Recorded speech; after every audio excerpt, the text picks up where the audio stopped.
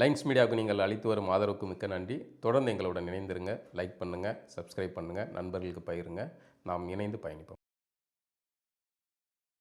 Lines media Tamil உறவுகளுக்கு வணக்கம். இன்றைய அரசியல்கள் நிகழ்ச்சிக்கு தங்களை அன்போடு வரவேற்கிறேன். வணக்கம். வணக்கம் சின்மா.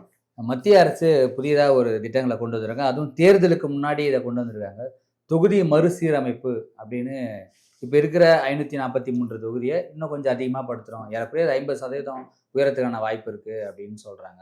இந்த நேரத்தில் அது கொண்டு வந்துக்கிறது சரியாக இருக்குமா? இல்லை, நம்ம ஏற்கனவே சொன்ன மாதிரி தமிழ்நாடு வந்து எல்லாத்து விஷயத்துலையுமே வந்து இந்தியாவின் நலன் சார்ந்து உடனே நாம் இருவர் நமக்கு இருவர், நான் சரி, நாம் ஒருவர் நமக்கு ஒருவர்னா சரி, நாம் இருவர் நமக்கு எதுக்கு இன்னொருவர்னா சரி, உடனே படிச்சோம்ல, உடனே வந்து அரசு எதுச்சுன்னா அரசு வந்து உடனடியா இதை குத்தணும், ஒரு ஒரு ஊசியை கொண்டு வந்தாங்கல்ல, வளைச்சு உடனே வைக்கப்படப்பெல்லாம் ஏறி கட்டாயப்படுத்தி விருப்பம் இல்லாதவங்கெல்லாம் குத்துனாங்கல்ல. நான் அரசு சொல்லிட்டு அப்படின்னா உடனே செஞ்சிருவாங்க. மற்றவங்கெல்லாம் வந்து செய்யாதவங்கன்னா முட்டாளு அப்படின்னு பேசுவாங்க. அந்த மாதிரியான சிக்கல்ல இது ஒரு சிக்கல். இப்போ இந்தியாவில் வந்து மக்கள் தொகை பெருக்கத்தை கட்டுப்படுத்துறதுக்காக இந்த முன்னேற்ற திட்டங்கள்லாம் கொண்டு வந்தோடனே தமிழ்நாட்டில் வந்து அதை ரொம்ப தீவிரமாக பிரச்சாரம் பண்ணி எல்லா பேரிலும் ஆளுக்கு ஒத்த பிள்ளையாக வச்சுருக்காங்க. இப்போ குழந்தையே வந்து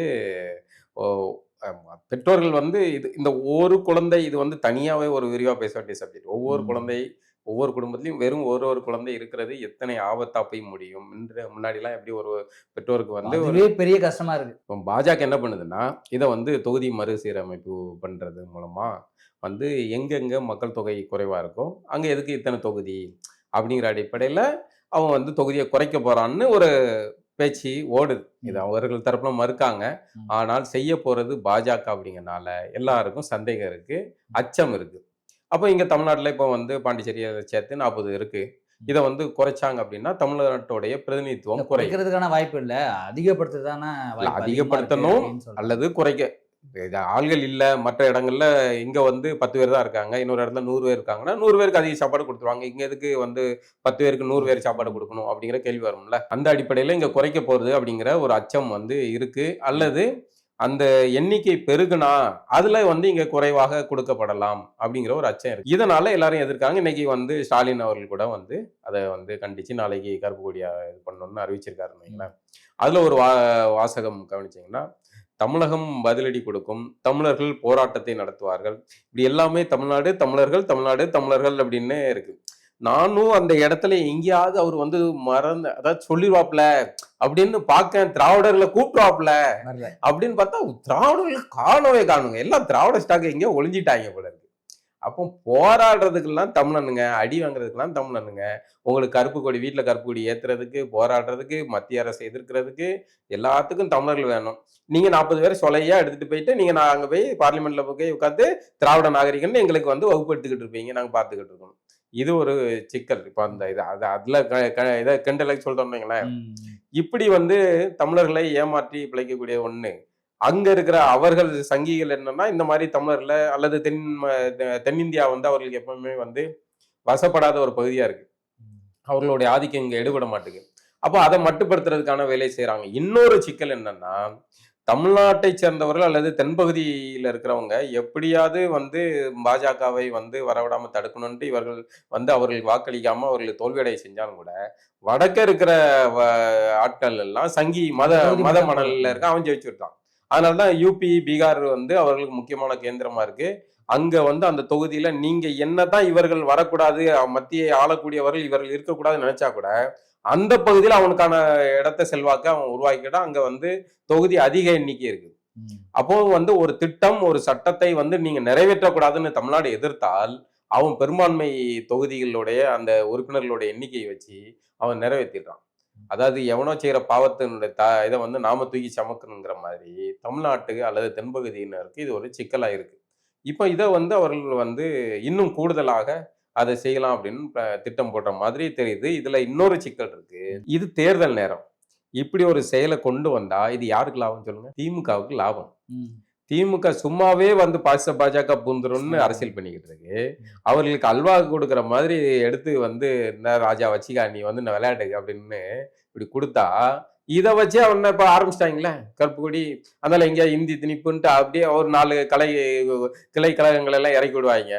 உடனே பரபரப்பாகும். பாஜக வந்து மிகப்பெரிய ஆபத்துன்னு இங்க உருவாக்குவாங்க. இது என்ன யாருக்காகும்? அதிமுக அணிக்கு பலகீனமாகும். பலவீனமாகும். அப்போ மறைமுகமாக பாஜக திமுகவுக்கு உதவுகிறது. திமுக ஆட்சி கட்டிலில் இருக்க வேண்டும் என்று உதவுகிறது. இல்லைன்னா எந்த ஒரு ஒருத்தன் புத்திசாலியாது இந்த தேர்தல் சமயத்துல இதை வந்து கையில எடுப்பாங்களாங்க? அப்ப இந்த இடத்துல கையில எடுக்கிறாங்க அப்படின்னா திமுக இதை வைத்து அரசியல் செய்யறதுக்கான வாய்ப்பை உருவாக்கி கொடுக்கறது தானே. அப்ப அவங்க ஆளுக்கு முன்னாடி பாஜக வந்து அதிமுக கூட கூட்டணி வச்சதுக்கு எதுக்காக? மத்த எந்த பயிலும் வந்து கூட்டணி வச்சு இந்த அதிமுக அடி ஜெயிச்சிடக்கூடாது, திமுக தோத்துறக்கூடாது.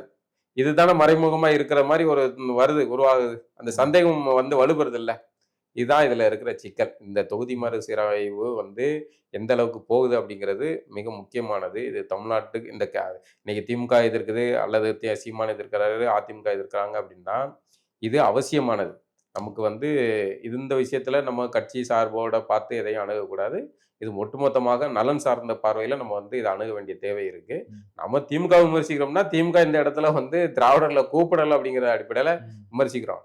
நீங்க தமிழர்களை போராடுறதுக்கு மட்டும் தமிழர்களை கூப்பிடுறீங்க, அதிகாரத்துக்கு வந்து திராவிடர்களை வச்சுக்கிட்டுறீங்க அப்படிங்கிற அடிப்படையில் தான் விமர்சிக்க முடியும். மற்றபடி இது இவர்களுடைய டிராமா தான். திமுக இந்த மாதிரியான டிராமாக்களை பிரமாதமா இப்போ இந்த தொகுதி மறுசீராய்வுல நீங்க சொன்ன இந்த கோட்பாடுலாம் ஓகே, இதெல்லாம் ஏற்றுக்க முடியுது. ஆனா இப்போ அவங்க தரப்புல என்ன சொல்றாங்க, இப்போ இருக்கிற தொகுதி குறைவா இருக்குது, மக்கள் தொகை அடர்த்தியா இருக்கிறாங்க, இதுல நிறைய மக்கள் தொகைக்கு ஒரு எம்பி தான் இருக்க முடியுது, அதை 2ஆ ஸ்பிளிட் பண்ணிட்டு ஈஸியா வந்து மத்திய அரசுகிட்ட ஆக்சஸ் பண்ற மாதிரி அது 2 அமைச்சர் 2 எம்பியை போடுறதுக்கான ஒரு வாய்ப்பு இருக்கு. இது இல்லாம பெண்களுக்கு 33% இடஒதுக்கீடு கொடுத்து அவங்கள நிறைய பேரை நிற்க வைக்கிற வாய்ப்பு இருக்கு, அவங்கள பாராளுமன்றம் அனுப்புறதுன வாய்ப்பு இருக்கு. இப்படி நல்ல ஸ்கீம் இருக்கும்போது இதனால போய் என்ன பிரச்சனை வந்திருப்போது? ஏன் இது வந்து இவங்க வேணாம்? இல்ல, அதுல வெளிப்படைத்தன்மை வேணும்ல. அந்த வெளிப்படைத்தன்மை இல்ல அப்படிங்கிற ஒரு 30 தொகுதி இங்க அதிகப்படுத்தினா இதே மாதிரி யூபில பண்ண போறோம், மத்த எல்லா மாநிலத்திலையும் அதை பண்ண போறோம். ஏறக்குறைய 800 கிட்ட வந்து அந்த மக்களவை வரப்போகுது. இப்ப பெரும்பான்மையின் போது இப்ப எப்படி 543 பெரும்பான்மை, அதேதான் 800 பெரும்பான்மை வரப்போகுது. இதுல என்ன சிக்கல் வரும்? அதே விஷயம் தான். அந்த சமயத்துல தமிழ்நாட்டுக்கு என்ன பங்களிப்பு வரும் அப்படிங்கிற கேள்வி வருது இல்ல. அதுல நீங்க அதிகப்படுத்திட்டு இங்க குறைச்சிருவீங்க அப்படிங்கிற அச்சம் வருது இல்ல. அதனால இதை எதிர்ப்பு தெரிவிக்க வேண்டிய அவசியம் இருக்கு. அவங்களுக்கு இன்னும் அதிக கூடுதல் ஆயிரும்ல. நீங்க ஒரு நுணுக்கமான இதுதான், சின்ன ஒரு வட்டம், அது பக்கத்துல ஒரு பெரிய வட்டத்தை போட்டு முடிச்சு 2 வட்டம் தான்ப்பா அப்படின்னு சொல்லிடலாம். வட்டத்துல பெரிய வட்டம் தானே முக்கியமான இடத்தை பெரும்பான்மையை தீர்மானிக்கக்கூடிய சக்தியா இருக்கு. அதுல எங்கெல்லாம் வந்து பிஜேபி வந்து வலுவு குறைவா இருக்குதோ அதை வந்து 2ஆ உடைச்சிடலாம், அதை ஈஸியா பண்ணிடலாம். அதுவும் ஒரு திட்டம் இருக்கு. இப்ப தமிழ்நாட்டை வந்து இப்ப தமிழ்நாடு அப்படிங்கிற ஒரு தனித்த அடையாளமா இருக்கிறனால இவர்களுக்கு வந்து ஒரு சிக்கல் இருக்கு. இந்தியாவுடைய பியூரோக்ராசி எப்பவுமே வந்து இதுல 2ஆ பண்ணிட்டோம்னா இதுல எங்க பிஜேபி வலுவா இருக்குதோ அதை 2ஆ பண்ணிட்டா அதை ஈஸியா உடைச்சு விடுறது தாங்க. அந்த காளைகளை வந்து பிரித்து விட்டு வேட்டையாடுற அதே யுக்தி தான். நீங்க சேர்ந்து இருக்கும்போது தான் பெரும்பான்மை கோஷம் எழுப்புவீங்க. நாங்கள் வந்து தமிழர்கள், தமிழ்நாடு அப்படின்லாம் பேசுவீங்க. நாங்கள் பஞ்சாபிகள், பஞ்சாபியர்கள் அப்படின்னு பேசுவீங்க. நாங்கள் ஆந்திரா, தெலுங்கர்கள் பேசுவீங்க. அதெல்லாம் பிரிச்சு விட்டோம்னா நீங்க வந்து ஒற்றுமையெல்லாம் உங்களுக்குள்ளே அடிச்சுக்கிடுவீங்க. அப்போ பொது எதிரியை நீங்க வந்து கண்டுக்க மாட்டீங்க அப்படிங்கிற யுக்தி தான் இதுல இருக்குது. மண்ணச்சநல்லூர் எம்எல்ஏ அவருக்கு அந்த தொகுதியில வந்து ஒரு பெண் வந்து அந்த 8000 டோக்கன் கொடுக்கறதா திமுக தெளிவா சொல்லுங்க. அவங்களுக்கு இன்னும் ஒரு அடையாளம் இருக்கும். கிட்னி திருட்டு இல்லாத முறைகேடு வழக்கு அந்த முறைகேடு திமுக செஞ்ச முறைகேடு அந்த எம்எல்ஏ இருக்கக்கூடிய தொகுதியில 8000 ரூபாய் கொடுத்து டோக்கன் கொடுக்குறதா ஒரு டோக்கன் போலி டோக்கன் கொடுத்துருக்காங்க. அதை உண்மையா வாங்க போயிருக்காங்க. அதுல ஒரு பெண் வந்து வாங்க போகும்போது அதை கொடுக்குறவர அந்த தரப்பை வந்து ஏதோ பேசியிருப்பாரு போல. அந்த மன உளைச்சல்ல அந்த பெண் வந்து இழிவுபடுத்தி பேசியிருக்காரு. அதாவது அசிங்கப்படுத்தி எதுக்கு இப்படி அலையறீங்க பண்றீங்க பேசிப்பாங்க. அதனால அவங்க அந்த அசிங்கத்துல அவங்க தற்கொலை பண்ணியிருக்காங்க.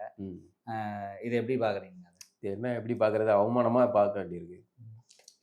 போய் தற்கொலை பண்ணிக்கலாமா அப்படின்னு இல்ல. ஒண்ணு அது அந்த இடத்துல நின்று அவமானத்தை சந்திப்பவர்களுடைய மனநிலை சார்ந்தது. நம்ம தற்கொலையை எந்த வகையும் ஆதரிக்கல, அது வந்து சரி கிடையாது, அது தீர்வு கிடையாது. நேரம் அந்த அம்மா வந்து அங்க நின்று செருப்பை கலட்டி அடிச்சிருந்தா அது சரி. யாரில் பார்த்து சொல்லுதா அப்படின்னு அடிச்சிருக்கணும், அது சரியா இருந்திருக்கணும். எதுக்கு சூசைட் பண்ணணும், எதுக்கு தற்கொலை பண்ணணும்? முதல்ல இந்த மாதிரியான 8000 ரூபாய் இந்த ஆசை வார்த்தைகளை நான் பல தடவை ஒருத்தனை ஏமாத்தணும்னா அவனை வந்து ஆசையை தூண்டணும் அப்படின்ட்டு அதை தான் இப்போ வந்து இந்த கழகங்கள் செஞ்சுக்கிட்டு இருக்கு. 8000 அவங்க 10,000 அப்ப நம்ம 8000 டோக்கனை கையில கொடுக்கறது அவனுக்கு ஒரு கான்ஃபிடென்ட் வந்துருது. அவன் 10,000 ரூபாய் கொடுக்க போறாங்க, ஆனா நான் உனக்கு 8000 ரூபாய் பொருளா தரேன். அந்த 8000 ரூபாய் டோக்கன்ல கூட நீங்க கவனிச்சு பாத்தீங்கன்னா அதிமுக கொடுக்குற 10,000 ரூபாங்கிறது அது ஃப்ளாட்டா இருக்கு. அவன் அந்த 8,000 ரூபாய்க்கு பின்னாடி பெரும் வணிகர். 8,000 ரூபாய்க்கு பொருள் ஏதாவது ஒரு பொருள் தான் வாங்கணும். அந்த பொருள் இங்க தான் டீலிங் முடிச்சிருப்பாங்க. எல்லாம் அங்கதான் முடிச்சிருவாங்க. கமிஷன் ஆயிருக்கும். ஆக நீங்க அங்க வாங்கினாலும் சரி, வாங்கினாலும் சரி, எங்களுக்கு கமிஷன் வந்துகிட்டே இருக்கும். இது ஒரு யுக்தி. இப்போ அதிமுக கொடுக்கிற தொகைக்கும் இவர்கள் கொடுக்கறதுக்குமான வித்தியாசம் இதுதான். அப்போ இந்த மாதிரி மக்களை இப்படி வந்து ஒரு கையேந்திர நிலையில வச்சிருக்கிறது இருக்குல்ல, அதுக்கு வச்சு அவர்களை ஆசையை தூண்டி அவர்களை போய் கையேந்த வச்சு அவர்களை அவமானப்படுத்துகிற நிலையில தான் திமுகவோ அல்லது அதிமுகவோ இந்த மாறி மாறி இந்த ஆளக்கூடிய இந்த கட்சிகள் இந்த நிலையில வச்சிருக்காங்க. இதுக்கு இந்த மாதிரியான சூழல்ல போய் மக்களும் வந்து பலியாட ஆகி விழுந்துட்டு இருக்காங்க.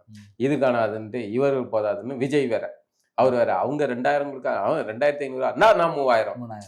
ஒரு வித்தியாசம் கிடையாது. விஜய் கட்சி இன்னொரு அதே திராவிட கழகத்துல ஊறி போன குப்பையில இருந்து எந்திரிச்சு வந்த இன்னொரு கட்சி தானே தவிர அதுல ஒரு மாற்றம் கிடையாது, ஒரு புண்ணாக்கும் கிடையாது. இதுதான் இதுல இருக்கிற இதுதான் நீங்க நடவடிக்கை. ஓட்டு எனக்கு தேவை கிடையாது.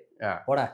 அதுல வேற பிரச்சாரம் பண்றா, நீ எனக்கு ஓட்டு போடாதன்ட்டு பேசிட்டு யாருமே எந்த அரசியல்வாதி இப்படி பண்ண மாட்டாங்க. தேர்தல் நேரத்துல நீ ஓட்டு போடாதன்னு சொல்ல மாட்டான் வார்த்தை. அப்ப அப்படி சொல்றாங்கன்னா அந்த தொகுதி மக்களை எந்த அளவுக்கு பாக்குறாங்க அப்படிங்கிறது தான் இது. அந்த எந்த அளவுக்கு அதிகார மமதை இருக்கு அப்படிங்கிறது தான். இந்த கதிரவன்ட்டு அந்த மமதை இருக்கு. அதை தொகுதி மக்கள் தான் முடிவு பண்ணும். இந்த அம்மா சூசைட் பண்ணது வந்து வருத்தத்துக்குரியது. இப்படி ஒரு நிகழ்வு நடக்கக்கூடாது. முடிந்தால் இந்த மாதிரி அவமானப்படுத்தினால் பதிலுக்கு 4 செருப்படிகளை அடிங்கள். அது வரலாற்றில் போற்றக்கூடியதாக. இந்த மாதிரியான நிலையில மீஞ்சூர்ல ஒரு பெண் வந்து மேல படிச்சுட்டு இருக்கும்போது, கல்லூரி படிச்சுட்டு இருக்கும்போது ஒரு 3 பேர் சேர்ந்து போதை கும்பல் வந்து அட்டுவிழா பண்ணியிருக்காங்க. அந்த பெண் வந்து தாக்கப்பட்டிருக்காங்க. உயிருக்கு ஆபத்தான நிலையில அவங்க மருத்துவமனையில அனுமதிக்கப்பட்டிருக்காங்க. ஒவ்வொரு நாளும் தினமும் நம்ம ஏதாவது ஒரு இந்த சட்டம் ஒழுங்கு பிரச்சனை பத்தி பேசிட்டு தான் இருக்கிறோம். இல்ல உண்மையாவே இது அரசாங்கத்தால கட்டுப்படுத்த முடியாதா? இல்ல கட்டுப்படுத்த முடியாத நிலையை தாண்டி இது கட்டுக்கடங்காத தாண்டிடுச்சா? இல்ல அப்படிதான் தோணுது. இது ஒண்ணு அரசு கட்டுப்படுத்த வேண்டிய சூழல்ல அரசு வந்து கோட்டை விட்டுடுச்சுன்னு நினைக்கிறேன். இது ஃபுல்லா எல்லாம் ஸ்ப்ரெட் ஆயிடுச்சு. ஃபுல்லா உள்ளுக்குள்ள களத்துக்குள்ள முழுக்க ஊடுருவிடுச்சு. யார்ட்டையா சாதாரண ஆள்கள்ட்ட நீங்க எங்கேயா ஒரு சலூன் கடை இல்லையா, ஒரு 4 டீ கடை இல்லையா போய் இந்த கேட்டீங்கன்னா ஆயுதங்களை கூட பரவலாவே எல்லாருமே அதை வச்சிருக்கிறாங்க. அந்த மாதிரியான இதெல்லாம் எல்லாத்துக்கும் ஒண்ணுக்கு ஒண்ணு தொடர்ச்சி தான். சினிமால வந்து வெட்டுறது, குத்துறது, ரத்தம் தெரிக்கிறது இதெல்லாம் சகஜமா மாத்துனா அதை பார்க்குற குழந்தைங்களுடைய மனநிலை அல்லது இளைஞர்களுடைய மனநிலை என்ன இருக்கும்? நம்மளும் பொருள் எடுத்துட்டு போனோம், இதான் கெத்து, இப்படி இருப்பதுதான் வந்து ஆளுமை அப்படின்னு நினைக்கிறது. பிள்ளைங்களும் அதுக்கேத்தாப்புல வந்து இந்த மாதிரியான கலர் அடிச்சுக்கிட்டு வச்சுக்கிட்டு ஊர்ல சண்டியர்தனம் பண்ணிட்டு சுத்துற பிள்ளைங்க, பசங்க மேல ஈர்ப்பு வந்து சுத்திக்கிட்டு சிரழிஞ்சு போறது அப்படிங்கிறதெல்லாம் பார்க்கும்போது இதுதான். இப்போ வந்து ஒன்று டாஸ்மாக் போதை, அது ஒரு மிகப்பெரிய ஆரம்ப வழிகாடு. அதான் பேசிக். நீ உள்ளுக்குள்ள வா, அதான் உள்ளுக்குள்ள வா அப்படின்னு அந்த போதைக்குள்ள அனுபவிச்சவன் அதுக்கப்புறம் அந்த போதை வந்து சலிச்சு போகுது.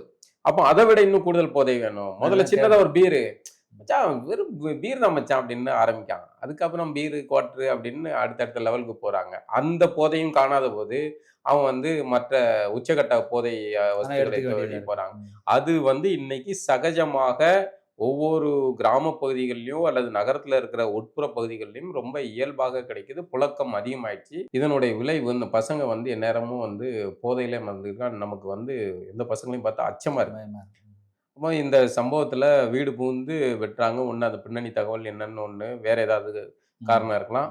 என்ன காரணமாக இருக்கலாம். ஒரு இப்படி கூட வச்சுக்கலாம். நம்ம காதலிச்சிருக்கலாம், அந்த பிள்ளை மாட்டேன்னு சொல்லிருக்கலாம். இவன் இப்படி கொஞ்சா குடிக்க இருப்பான், போதை இதுல இருக்கான், வேணான்னு கூட நினைச்சிருக்கலாம், எஸ்கேப் ஆகணும்னு கூட நினைச்சிருக்கலாம். அப்படி 3 பேர் கேங்கா தானே வருவான்னு தனியா இல்ல. இவங்க இப்பெல்லாம் வந்து கொலையெல்லாம் வந்து சும்மா சாதாரணமா பேசிட்டு செஞ்சுட்டு போயிடுறாங்க. சகஜமா ஆடு மாடுகளை வெட்டுற மாதிரி மனிதர்களை வெட்டிட்டு இருக்கிறாங்க.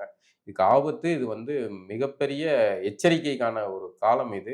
லட்சிய ஜனநாயக கட்சியினுடைய தலைவர் சார்லஸ் மார்டின் அவர்கள் ஒரு நேர்காணல்ல தெரியாத நெறியால ஒரு கேள்வி கேட்கிறாரு. அது யதார்த்தமா அவரு, நானும் தான் 500 கோடி கொடுத்துருக்கிறேன், அவன் வாங்கியிருக்காங்க, ஒசுக்குன்னு கம்பெனி சீக்கிரட்டை சொல்லிட்டியப்பா. திடீர்னு அது பேசுபொருளா இருக்குது. 2014 தேர்தல் டைம்ல அவங்க 500 கோடி வாங்கியிருக்காங்க. அது ஏன் வாங்கினாங்கன்னு அவங்கள போய் கேட்டு சொல்லுங்க. நாங்க சரியா தான் தொழில் பண்றோம், நாங்க செய்யற தொழிலுக்கு நாங்க தான் அதிகமா வரி கட்டுறோம், நாங்க உண்மையா தான் காட்டியிருக்கோம். வேட்பாளர்களே வந்து அதிக அவருடைய அம்மா தான் வந்து ஏறக்குறைய 5,000 கோடி கிட்ட காட்டியிருக்காங்க. அபிஷியலா வெளிப்படையா காட்டுறாங்க. என்ன மாதிரி நீங்க காட்டுங்க, நீங்க காட்டுறது இல்லையே, காரே இல்லையே, பாவம் எவ்வளவு கஷ்டப்படுறாரு, நீங்க காட்டுங்க, நம்மள மாதிரி இல்லையே அப்படின்னு அவர் சொல்லியிருக்காரு. இப்ப இந்த 500 கோடி மிகப்பெரிய பேசுபொருளாச்சு. தொட்டிட்டியே சிங்காரம் அப்படின்ற மாதிரி ஆயிடுச்சு. அதாவது இதான் களவாணி பையன் கூட சகவாசம் வச்சா அவன் ஒரு நாளைக்கு இப்படிதாங்க தெருவில் இழுத்து விட்டுருவான்னு ஒரு இது சொல்லுவாங்க. அது மாதிரி என்னைக்கோ தேர்தல் பத்திரமோ ஏதோ ஒரு காரணம் சொல்லி 500 கோடி சாதாரண இது இல்லை. ஏற்கனவே வந்து 2G வழக்குல 200 கோடி தான் வந்து பெரிய இதா இருந்துச்சு. 500 கோடி ரூபா இந்த மாதிரி ஒரு மார்டின் லாட்டரி சீட்டு விற்கிற வியாபாரிகிட்ட வந்து நீங்க வாங்கியிருக்கீங்க. இப்போ அந்த வியாபாரி இன்னைக்கு உலக காட்டி கொடுத்தாப்புல. நீங்க அவங்க அம்மா வந்து உதயநிதி வந்து தேவையில்லாம போய் அங்க உரண்டைகளுக்கு பதிலுக்கு பையன் வந்து இறங்கி அவர் அடிச்சிட்டாப்புல. இப்போ 500 கோடி தான் வந்து பெரிய இதா இருக்கு. இதுக்கு பதில் என்ன? நீங்க வாங்கினது வாய் சொல்லுங்க. ஏன் வாங்கணும் சொல்லு. சொல்லு. இப்போ இதை கேட்கணும்ல. இதை கேட்க வேண்டிய ஜனநாயக சக்திகள், கருத்து சார்ந்து இயங்கக்கூடியவர்கள், கருத்தியல் சார்ந்து பேசக்கூடியவர்கள், அறம் சார்ந்து பொங்கக்கூடியவர்கள், அதிமுக ஆட்சியில பொங்கக்கூடியவர்களா இப்ப எங்க போனீங்க? ஏன்பா நீ 500 கோடி ரூபா அவன்கிட்ட வாங்கின? அதுக்கு காரணம் இடதுசாரிகள் 20 அதை வாங்கினமா கொஞ்சம் மூளை குத்துக்கிறேன்.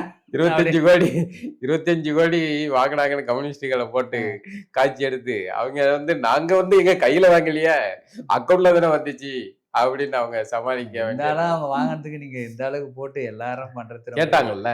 இப்ப பார்த்து இந்த இடதுசாரிகள் கேட்கலாம்ல. வந்து எப்ப 500 கோடி ரூபான்னு என்னமோ பெரிய தொகையா இருக்கு, அது என்னப்பா எதுக்குப்பா வாங்கினீங்கன்னு கேட்கணும்ல. ஒருவேளை அப்படி கேட்டுட்டா 500 கோடில தான் நான் உனக்கு குத்துக்கிறேன். வடிவேல் வந்து அந்த ஏழுமலையா போலீஸ்காரர் ஏட்டா பிச்சைக்காரன்ட்ட வந்து உள்ள ஜெயில அடிச்சு வச்சிருப்பாங்கல்ல, நேத்து லெக் பீஸ் பிரியாணியை தின்னீங்கல்ல, அது வந்து அவன்கிட்ட பிச்சை எடுத்த காசு, அவன்கிட்ட புடிங்கி தின்ன காசுல வாங்கினத பிரியாணி தான் அப்படின்ட்டு இன்ஸ்பெக்டர் சொல்லுவாங்கல்ல. அந்த மாதிரி இப்ப நம்ம 500 கோடியை கணக்கு கேட்டா, தோழர் உங்களுக்கு 25 கோடி கொடுத்தோம்ல தோழர், அதுல இருந்து வந்ததுதான் அப்படின்னு சொல்லிவிட்டாங்கன்னா நம்ம தோழர் யாருமே இப்ப கேட்க முடியாது.